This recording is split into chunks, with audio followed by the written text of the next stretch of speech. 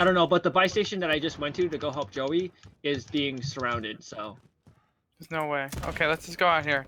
Andrew, you don't want to go up on the. Let's just go on the roof over here. I don't want to delay. Joey is impatient. Yeah, but we can't do anything if we're dead. Yeah, but we can't do anything if we're dead. And he keeps freaking requesting that we revive him on the buy station. It's annoying as shit. Holy shit! Oh Such a- fuck! Ethan! On us! Oh no! He landed on me! Ethan, it crushed me! Ethan, it landed on me! Oh fuck! Oh my god, what the fuck just happened? Oh shit.